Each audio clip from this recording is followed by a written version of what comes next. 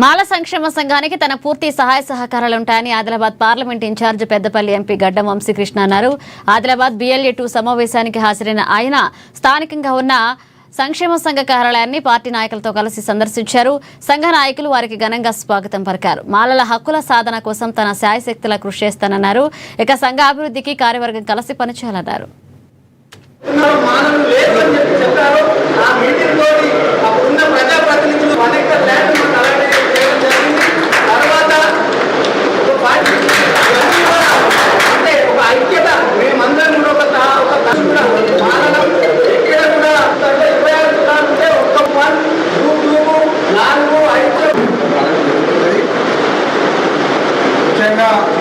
నేను పార్లమెంట్లో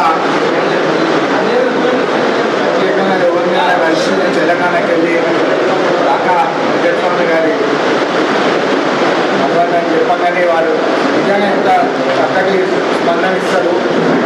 మా పెద్దపల్లి ప్రాంతానికి దాదాపు ఇప్పటి వరకు 4,500 కోట్ల నిధులు అలాట్మెంట్ చేసినారు. అంటే రైల్వే లైన్ కానివ్వండి, ఆరోగ్యులు, ఇన్ఫ్రాస్ట్రక్చర్ ప్రాజెక్ట్స్ ఏదైతే వాళ్ళు పెండింగ్ ఉంటారో దాని మీద కృషి చేసినాం. అంతా కాక పేరు ఎక్కువనే వాళ్ళు ఇమీడియట్గా సాక్ష్యం చేయడం ఎందుకు చెప్తున్నానంటే,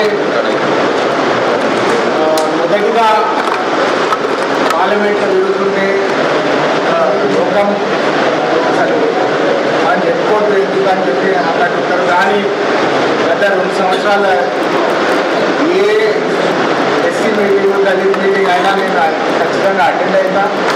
వాళ్ళని మనం చూసి ఆశ్చర్యపడతాను, నువ్వేంటి ఇక్కడ ఏం చేస్తున్నావు అంటే అది నేను కూడా 100% కృషి చేస్తా. ఏ ఇష్యూ అయినా పార్లమెంట్లో కూడా చాలామందికి నచ్చదు.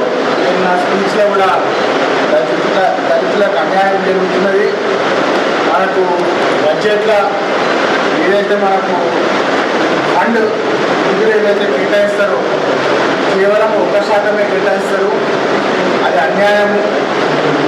మేము ఎస్సీ ఎస్టీలను కలిపి దాదాపు 30% బరాబర్ మాట్లాడితే, ఎందుకంటే చాలామంది ముందుకొచ్చి మాట్లాడి కూడా వాయిస్ కూడా ఎందుకు చేయాలని చెప్పి.